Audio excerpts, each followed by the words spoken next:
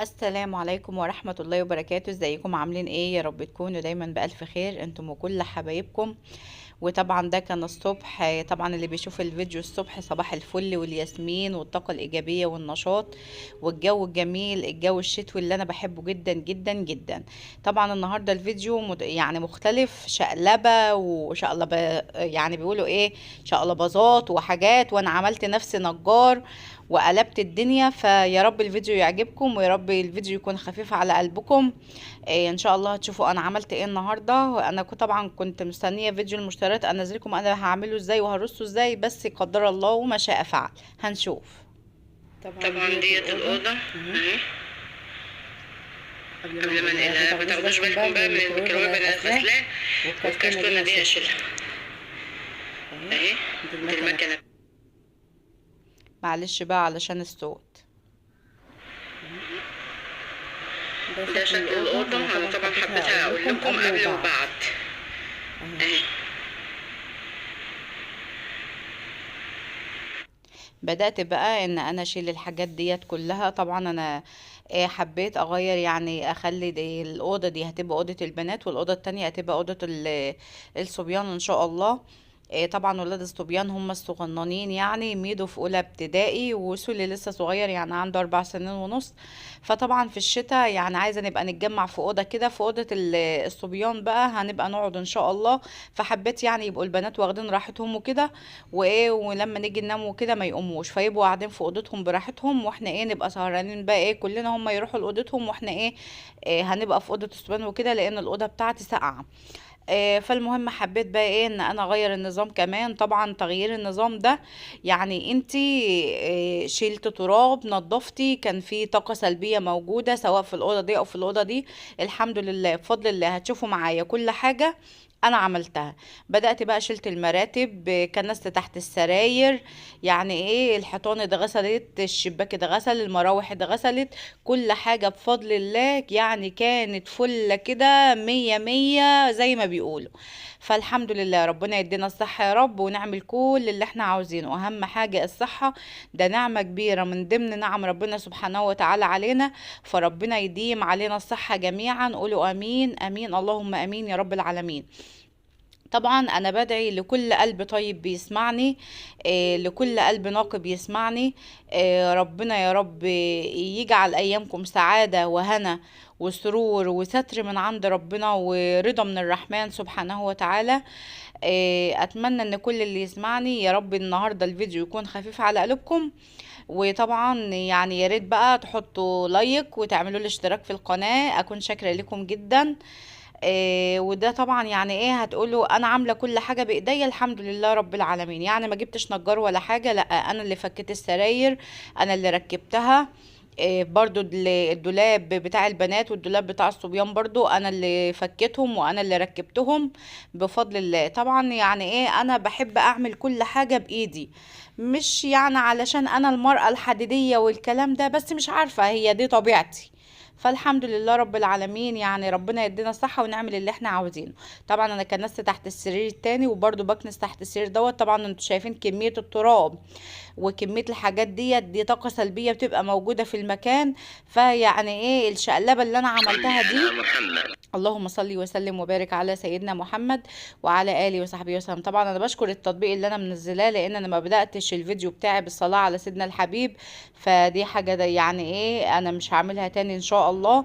فالحمد لله رب العالمين. طبعا الاستاذ سولي يعني إيه معايا في كل حاجه، هو شافني بفك بقى عايز يفك زيي ويعمل زي فايه اعمل، بس ما بيسيبنيش في اي حاجه. فربنا يخليهم جميعا يا رب ويبارك فيهم ويبارك لكم في ولادكم ويقر عينكم بيهم اللهم امين يا رب العالمين، وتشوفوهم احسن الناس يا رب.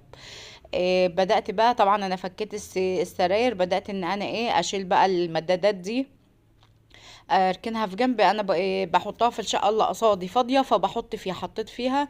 وطبعا غسلت الستاير. الكنبه دي لسه ما غسلتهاش بصراحه، انا الفيديو ده صورته على كذا يوم وجمعته لكم، يعني تخيلوا بقى يومين 3 4 كده جمعته لكم في فيديو واحد. فيا ريت بقى ايه لايكات لايكات كتير بقى، كتير كتير كتير، مش هقول لكم بقى. المهم بدأت برضو اشيل السرير التاني، كل ده خرجته. وبرضو يعني قبل ما بدخل الحاجة من الأوضة، سواء الأوضة دي أو الأوضة التانية، بتتمسح مسحة مظبوطة كويسة جدا، مش هيبقى فيها أي تراب. فالحمد لله رب العالمين. طبعا انا بدأت برضو شلت السرير دوت وهكنس تاني. لان طبعا يعني طول ما انت رايحه وجايه كده، طبعا انا بخرج بره وكده، فشايفين طبعا اكيد انتوا شايفين التراب. فالحمد لله رب العالمين. يعني دي الكنبه برضو هزقها واطلعها برضو بره. انا لسه سايباها قدام الباب عندي، فقلت مش مشكله بقى، هي كده كده ان شاء الله كله هيتغسل وكله هيبقى تمام بمشيئة الرحمن. برضو هشد التسريحة برضو هخرجها بره علشان الأوضة تكون فاضية تماما تماما، ما يبقاش فيها أي حاجة، علشان بقى نروق ونكنس براحتنا ونظبط الدنيا براحتنا كده. طبعا بدأت أفك في المسامير بتاع الدولاب برضو، ده الدولاب من فوق. طبعا انتوا اكيد واضح ان ده الدولاب من فوق. بدأت برضو افك المسامير بتاعته. هشيل الاول كل المسامير اللي فوق، وبعد كده هبدأ في المسامير اللي تحت، وابدأ بقى اشيل الظهر بتاعه. طبعا الظهر بتاعه كان عليه حاجات احنا شلناها انا وكوكي، كراتين وكده فيها حاجات، فخرجناها برضو. وهشيل بقى المفارش دي. طبعا انا يعني المفارش دي ما كانتش عجباني، قلت طب انا هجيب لي لفة مثلا مفارش ب450 جنيه او ب500 جنيه. فبصراحة لا، يعني الظروف ما تسمحش دلوقتي. فقلت لقيت عندي ستيكر انا كنت شاريه اللي هو بيبقى الرول ده، كان عندي رولين. قمت رايحه عامله الدولابين بيهم كده كده. يعني المفارش اما الولاد بييجوا يشدوا الهدوم، فالمفارش بتتزحزح من مكانها وبتوقع الهدوم. فقلت مش مشكله، الستيكر هيبقى شكله جميل، وفي نفس الوقت برضو اما يجوا يشدوا هدوم ولا كده، المفرش مش هيتشال من مكانه، وهتبقى الدنيا نظيفه ومية مية. المهم زي ما انتوا شايفين معايا كده، بدأت برضو ان انا اشيل الستاير. طبعا انا شلتهم وهحطهم في الغسالة وهنشرهم برضو علشان يبقوا جاهزين. يعني برضو الستاير انا عايزة اغير الستاير برضو. يعني انا عندي طبعا بفضل الله ومنته الف حمد والف شكر لك يا رب، عندي برضو طقم تاني من الستاير، فهحطه برضو. هشوف يعني هنشوف كده هنعمل مع بعض ان شاء الله. الفيديوهات اللي جايه استنوني ان شاء الله بمشيئة الرحمن. يعني في فيديوهات جايه حلوه ان شاء الله، ان شاء الله يا رب من غير مقاطعه.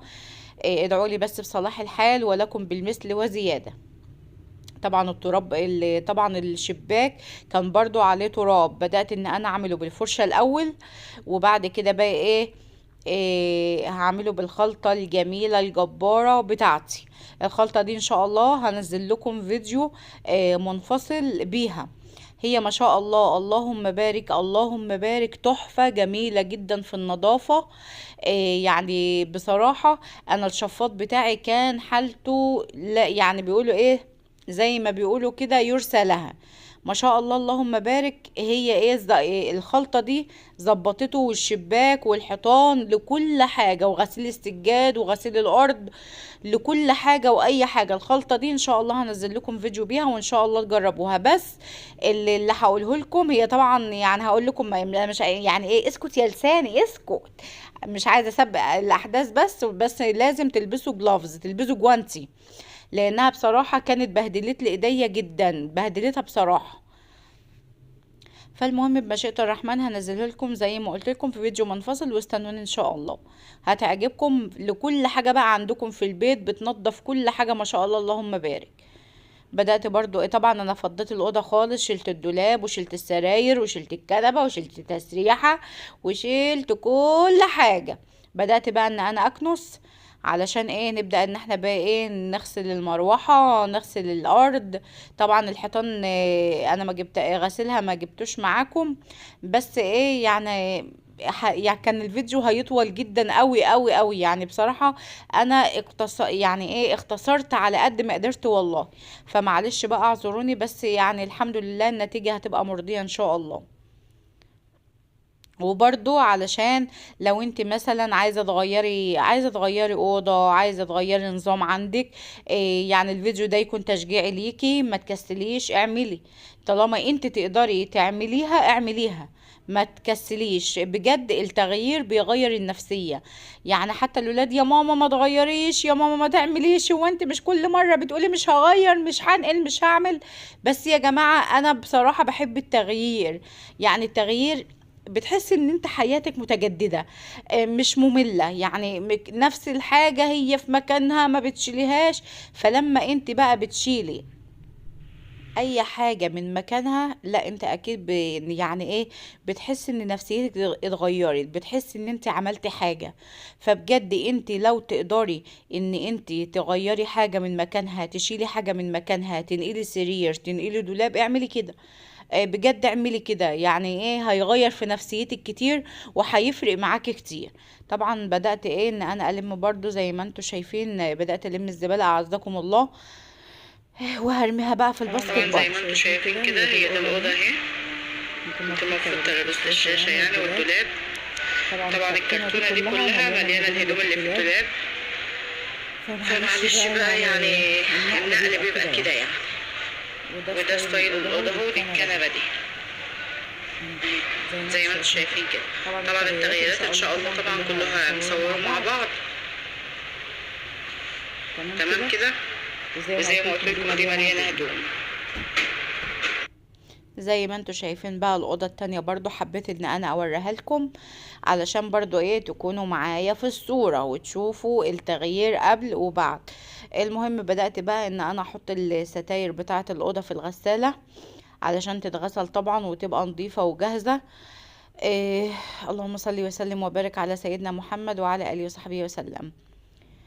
يعني بحاول على قد ما اقدر ان الغسالة تاخد كل الستاير عشان يبقى دور واحد، بس ده على فكرة غلط، يعني مش صح. لازم الغسالة في الاوتوماتيك بالذات يكون فيها مكان، يعني لو يعني ايه، مكان مناسب فاضي علشان إن الهدوم تقدر تتحرك في الغسالة. ظبطتها على 30 دقيقة، لان يعني ايه، الستاير ما فيهاش الا شوية تراب وخلاص، اما هي نظيفة لا مبقعة ولا حاجة. اما طبعا لو مبقعة من ايد الاستاذ سولي او من ايد حد فينا، لا اكيد طبعا انا كنت هزود المدة ايه في الغسالة. وحطيت طبعا المسحوق. بيقولوا ان المسحوق الجل لما تحطيه في الغسالة مع الهدوم ده احسن، بينضفها اكتر. طبعا كانت الدور طلع من الغسالة وبدأت ان انا ايه، طبعا انا كنت برضو غسلت الستاير اللي لونها بامبا اللي انتوا شايفينها معايا دي. انا حطيت اللي هم اللي لونهم تركواز في معاكم، وبرضو غسلت دول، بس ايه ما جبتش بقى ايه، ما صورتهمش. قلت كده كده انا صورت دول وانا بنشرهم، يعني ايه هتشوفوهم. فغسلتهم برضو هم كمان دور، وبدأت ان انا ايه انشرهم كلهم. وايه، اللهم صل وسلم وبارك على سيدنا محمد. كده الستاير بقت نظيفة الحمد لله. يبقى ايه، هنخش بقى ايه على اللي بعديه. طبعا الجو دلوقتي لكل اللي بيحبوا الشتاء زيي يعني هيكونوا مبسوطين جدا من الجو ده. انا بصراحة من محبين ومن عشاق الشتاء. يعني الصيف هو كل ايام ربنا سبحانه وتعالى حلوة، بس بصراحة انا من محبين الشتاء. بحب المطرة، بحب شكل السماء في الشتاء. يعني بحب كل حاجة في الشتاء بصراحة. انما الصيف بقى حر وفرهضة، ويعني بتبقي واقفة في المطبخ بالعافية ونفسك تخرجي من المطبخ علشان الجو حر. لكن الشتاء بقى براحتك، انت عايزة تباتي في المطبخ براحتك. فبجد كل اللهم صل وسلم وبارك على سيدنا محمد وعلى اله وصحبه وسلم. كل ايام ربنا جميلة، وربنا يجعل ايامنا كلها حلوة يا رب. وربنا يرزقنا من حيث لا نحتسب ويوسع ارزاقنا جميعا، اللهم امين يا رب العالمين. دي برضو طبعا كانت عندي الغسالة اللي هي الهاف اوتوماتيك. كنت بغسل الستاير فيها من غير، مثلا انا شفت طريقة جديدة يعني شفتها على الفيسبوك فكانت جديدة، فيعني مش مشكلة بقى، ممكن ابقى اغير الشرايط واركب شرايط تانية، او مش عارفة ممكن اجيب حلقات زي دي بتتباع لوحدها ولا ايه، مش عارفة برضو. هنشوف الدنيا هيبقى فيها ايه. بس يعني ايه، اليومين دول يعني خلوهم يقضونا وزي ما هم حلوين مش وحشين، محدش بقى يجي يحاسبنا انتوا ما غيرتوش ليه، ما عملتوش ليه. فالحمد لله. طبعا لما يعني ايه بيبقى معانا فلوس وربنا بيكون فارجها، ما بن... انا بصراحه انا واحده من الناس ما بستخسرش، يعني انا ايدي فرطه بصراحه. فالحمد لله، ربنا يرزقنا من حيث لا نحتسب يا رب، ويوسع ارزاقنا جميعا. طبعا اللي هم الالوان بخليهم على الحبال اللي ورا، واللي هم الفاتحين بقى بخليهم دول لونهم اوف وايت، بخليهم في الحبال اللي قدام. طبعا الجو جميل بصراحة، كان شوية هوا، هو فيه لسعة ساعة، بس بصراحة يعني كان الجو حلو قوي قوي قوي قوي. الناحية التانية بقى انا كنت منشرة شوية هدوم ايه غامقين، يعني اللي متابعني وعارف ان انا بحب انشر الهدوم الغامقة الناحية دي، وايه واللي هي الفاتحين الناحية دي. بدأت بقى ان انا ايه اغسل المروحة برضو. طبعا كانت مطربة، بدأت ديت الاسبنجة بتاعتي بدأت ان انا اغسلها بيها، وبعد كده بقى ايه بالفوطة كده ايه وهنشفها كويس جدا. ما شاء الله اللهم بارك، برضو كنت بغسل بالخلطة، وما شاء الله اللهم بارك خلتها بتبرق وزي الفل.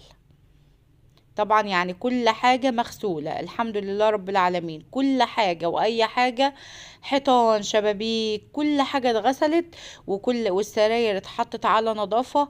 انتي نفسك اما تبقي داخلة كده هتحسي بريحة النظافة، ده احساس حلو جدا جدا بجد والله. فانتي يعني لو عايزة غيري في شقتك، يعني انقلي حاجة مكان حاجة، لو مش هتعرفي تعملي زي كده مثلا ان انتي يعني تشقلبي الدنيا، ودي بصراحة حاجة صعبة جدا يعني. هو تعب وارهاق كبير جدا. ما تعمليش زي عايزه مثلا لو هتشيلي حاجه بسيطه من مكانها وتنقلها مكان تاني، في نفس الاوضه، مش شرط يكون في حته تانية، بس هتحسي ان انت ايه عملتي وغيرتي حاجه. لو تقدري تغيري اي حاجة اعملي كده، يعني ايه ما تستخسريش، هيغير في نفسيتك وفي نفسية الولاد، وهتحس ان هم مبسوطين ويعني ايه وراكي كده وعمالين يتفرجوا عليكي بتعملي ايه لو هم صغيرين. اما بقى لو كبار يعني الحمد لله على كل حال، يعني ايه الحياة ما بتقفش على حد، والحياة بتمشي، وربنا يدينا الصحة جميعا وما يحوجناش لأي حد يا رب، اللهم امين يا رب العالمين. خلصت، قربت اخلصها. هو طبعا انا غسلتها كلها الاول، وبعد كده ايه بنشفها بالفوطه. طبعا هو واضح جدا يعني ايه ان هي ما شاء الله اللهم بارك نضفت جدا. طبعا لو حسيتوا ان في المقطع ده اني حاسه ان هو ايه مش بيتحرك بسرعه، لا بس علشان ان انا مسرعاه جدا جدا. طبعا بدات برضو ان انا امسح الشباك زي ما انتوا شايفين كده برضو بنفس الخلطه. طبعا ما شاء الله اللهم بارك كان بيبرق، كل حاجه كانت بتبرق، الخلطه دي بجد جباره. ان شاء الله هنزل لكم بيها فيديو منفصل، علشان برضو انا عندي انا كنت غسلت حيطان في المطبخ بيها، فسبت حتة كده بسيطة عشان برضو اوريكم قبل وبعد. طبعا دي كانت بقعة في الحيطة، الحمد لله رب العالمين انشالت مسافة ما عملتها بالبتاع الفوطة، انشالت الحمد لله، جبارة زي ما بقول لكم. استنوني بقى ان شاء الله في الفيديو ده هنزلها لكم، واي حاجة وكل حاجة عندكم. خلصت بقى ايه الحتة ديت، طبعا المية انتوا هتحسوا انها مش نظيفة، بس انا بصراحة استخسرت ارميها، قلت هسيق بيها علشان هي فيها الخلطة. كده كده انا جبت شوية مية نضاف وحطيتهم في الجردل، وحطيت عليهم شوية كلور برضو. ومش عارفة حطيت خل ولا لأ، بس تقريبا ما حطيتش. انا بحب جدا احط خل في المية بتاعة التسييق بتاعتي، لان الخل بيشيل اي طاقة سلبية في البيت، جربوه وادعولي. المهم طبعا فضيت الميه بتاعه الخلطه ديت اللي انا كنت غاسله بيها المروحه والشباك، وزي ما قلت لكم جبت شويه ميه تانيين بعد ما لميت كل الميه دي بقى بعد ما غسلت الاوضه، وبالشرشوبه كده وقمت ماشيه على السيراميك كان بيلمع، انتوا هتشوفوه دلوقتي ان شاء الله. بدأت بقى طبعا ان انا اغسل ايه بالمقشه دي. طبعا بالنسبه لتغيير العبيان اللي انا لابساها، لان انا قلت لكم ان انا مصوره الفيديو ده على كذا يوم، يعني إيه انا يعني برضو مهما كان انا واحده ست مش راجل، بجد ربنا يعين كل حي على حاله. يعني ان انت تفكي وتركبي وتفكي دولاب وتركبيه، ده صعب، يعني هو للراجل صعب، ما بالك بقى بواحده ست. فالحمد لله يعني ايه ربنا عني وعملتهم، بس طبعا على كذا يوم، وطبعا جمعته لكم وضغطته لكم في فيديو واحد، علشان برضو لو انت يعني نفسك تغيري في حاجة وشفت الفيديو ده يكون فيديو تشجيعي ليكي، ما تكسليش واعملي اللي انت عاوزاه. طبعا انا بدأت ان انا برضو ايه اعمل بالمساحة، يعني انا غسلت بالمقشة دي، كانت مقشة سلك. إيه وبعد كده بقى ايه هلم المية دي كلها في جنب، وبعد كده هشيلها بالجاروف. وبعد كده زي ما قلت لكم برضو همشي بالشرشوبة كده بمية نظيفة، إيه وفيها شوية كلور على الارض. برضو انتوا هتشوفوا كل حاجة دلوقتي. طبعا المية اهي انا هلمها بقى بالجاروف، لان بصراحة إيه ما عنديش اللي هي الموب اللي هي بتشفط الايه الميه دي. فقلت ايه بالجاروف كده زي ما انتوا شايفين، يعني سعف معايا الحمد لله، وكانت فكره كويسه، يعني كانت فكره كويسه برضه. اللهم صل وسلم وبارك على سيدنا محمد وعلى اله وصحبه وسلم. هي خدت وقت شوية بس الحمد لله. زي ما انتوا شايفين كده ايه نشفت المية اهو. وبعد كده بقى جبت الشرشوبة ومشيت على الارض علشان ايه المعها كده، لو فيها اي شوية مية مش نضاف يتلموا كده. طبعا كنت بعمل الحتة دي وبرجع تاني للجردل يعني اشطفها واعصرها، وبعد كده ارجع تاني لحد بقى ايه ما بقت بتبرق بتبرق بتبرق فلة كده شمعة منورة. ربنا يدينا الصحة يا رب، ونعمل كل اللي احنا عاوزينه. قولوا امين انا وانتوا يا رب. طبعا لو وصلت معايا لحد هنا يا ريت بقى طبعا الحيطان والمروحة والشباك وكل حاجة الحمد لله بفضل الله. وطبعا الأرضية طبعا انتوا أكيد كنتوا شايفين قبل وبعد، الحمد لله ما شاء الله. بتبقى زي الفل، والباب كمان. بس للأسف أنا ما صورتوش بجد. الخلطة اللي أنا عاملة بها كل حاجة دي تحفة جدا جدا جدا. وإن شاء الله هنزل لكم بيها فيديو منفصل. ايه رأيكم بقى؟ ايه ما شاء الله بتلمع وبتبرق. بدأت بقى ان انا ادخل الدولاب. طبعا الدولاب دوت كان في الأوضة التانية، لو تفتكروا معايا خليكم مركزين ان الدولاب ده كان في الأوضة التانية. طبعا جبته هنا، ارجعوا للفيديو وهتعرفوا اللي انا بقوله ليكم. المهم ايه بدأت ان انا اركب برضو الظهر بتاعه. وطبعا كانت كوكي معايا، فهي ايه يعني ساعدتني. بقيت اقول لها طب امسكي دي وانا احط كلام من ده، يعني مش طبعا مش هقدر ان انا ايه اعمله لوحدي. إيه يعني امسك ماليش 50 ايد. فبنتي كانت واقفه اقول لها طب امسكي الحته دي، طب اعملي الحته دي كده يعني.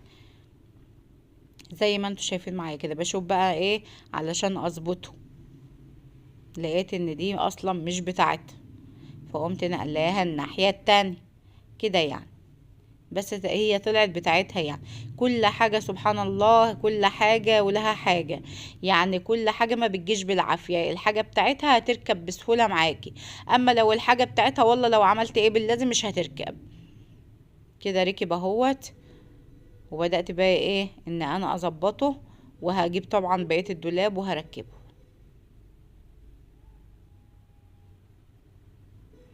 جبت دي برضو وبركبها برضو زي ما انتوا شايفين معايا كده.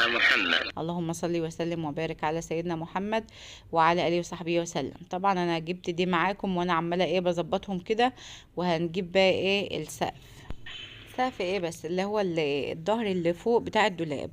زي ما انتوا شايفين كده كنت بظبطه برضو، بزق شويه بضرب شويه كده يعني علشان ايه يركب كويس زي ما انتوا شايفين كده، ويبقى حابك على كل الجناب. بدأت بقى برضو ان انا ايه اركب المسامير بتاعته.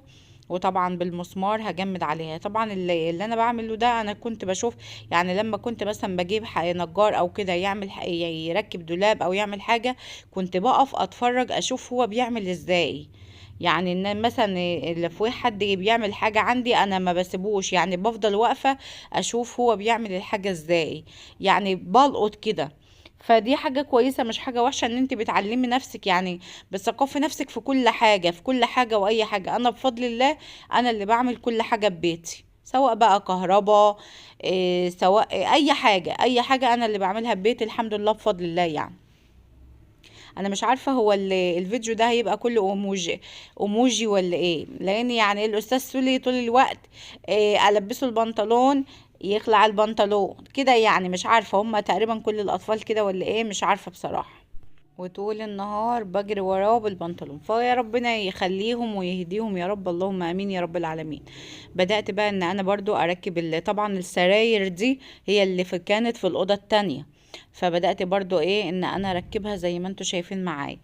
إيه الله المستعان. مش عارفة الفيديو ده معلش على الأموجي الكتير، بس بجد يعني ايه انا باينة يعني مش نافع بصراحة، فالله المستعان يعني هنشوف بقى كده. بدأت برضو ان انا اركب في الناحية التانية. طبعا معايا المفك بتاعي، العدة بتاعتي معايا كده يعني. وطبعا هتشوفوا الشنيور دلوقتي، يعني هتقولوا شنيور كمان. طبعا انا عندي صاروخ ايوه. ايوه انا عندي صاروخ كمان وعندي شنيور. دي العدة بتاعتي، بعمل بيها الحاجات اللي انا عاوزاها. انا يا جماعة ست ما بسكتش، ما بحبش اسكت، بحب اعمل كل حاجة بنفسي. فربنا يدينا الصحة جميعا يا رب. بدأت برضو ان انا ايه اركب السرير من الناحية دي. طبعا أنا قاعدة على الارض. ايوه قاعدة على الارض يا جماعة، امال انا هعمل الاستاذ سولي معدي. شفتوه اعملوا نفسكم مش شايفين، اعملوا نفسكم مش شايفينه بقى. انا زهقت من الاموجات كده يعني. خليكم معايا بقى. بعمل ايه دلوقتي؟ طبعا الحتة دي انا محتاجة الايه الشنيور، فدي كان المسامير دي كانت عندي. قلت بقى ايه ان انا هركبها. لا بصراحة الحتة دي عايزة لها ايموجي، بس بصراحة انا زهقت احط ايموجيات. المهم عدوها بقى. إيه الكرتونة دي؟ طبعا الكرتونة دي اللي فيها الهدوم، يعني نقلتها من هنا حطيتها هنا علشان اطبقها وادخلها في الدولاب هنا مكانها. بدأت بقى ان انا ايه اعمل بالشنيور كده زي ما انتوا شايفين. إيه واركب الايه، انا مش عارفه اسمها ايه بصراحه، بس هي دي إيه اللي هي في النص السمرة دي، ديت بيتحط فيها مسمار. فلقيت ان السرير مش هيبقى جامد، فدي انا كنت شارياهم من فتره، فقلت بقى اما اركبهم علشان يكون السرير جامد وما يتهزش. وزي ما انتوا شايفين كده بركبها، يعني ايه بحاول برضو على قد ما اقدر. الحته ضيقه وانا عايزه اركب المسامير ديت وعايزه اخلص بقى، يعني الواحد بجد كان تعب. فالحمد لله ربنا يدينا الصحة. طبعا هفضل طول الفيديو بقول ربنا يدينا الصحة، لان بجد دي نعمة كبيرة جدا جدا. ربنا سبحانه من ضمن نعم ربنا الكتيرة قوي علينا، احنا في نعم والله الحمد لله. الحمد لله رب العالمين.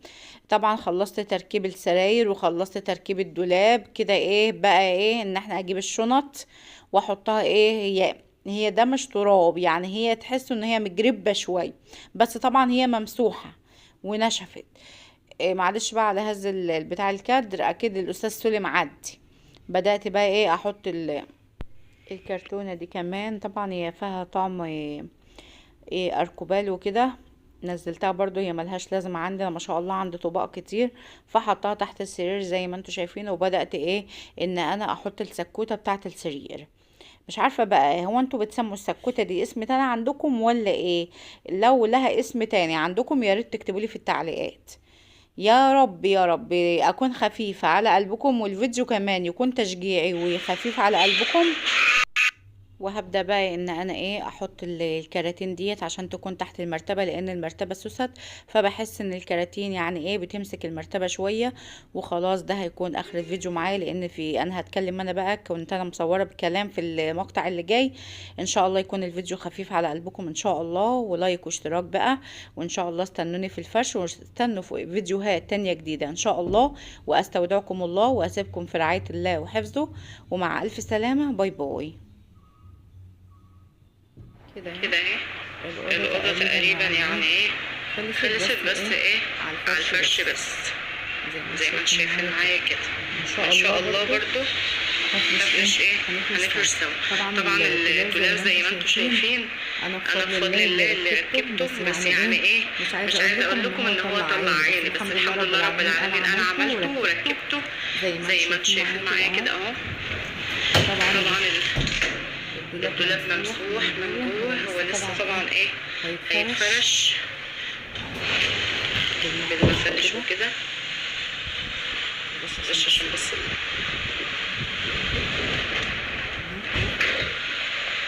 برضه ممسح كله من فوق لتحتي. وزي ما انتم شايفين ما شاء الله اللهم بارك الجرار زي الفل ما شاء الله. برضو واللي عندها دولاب الظرف الجرار بتاعته بتقع، انا ان شاء الله هنزل لكم فيديو صغير هقول لكم ازاي انا عرفت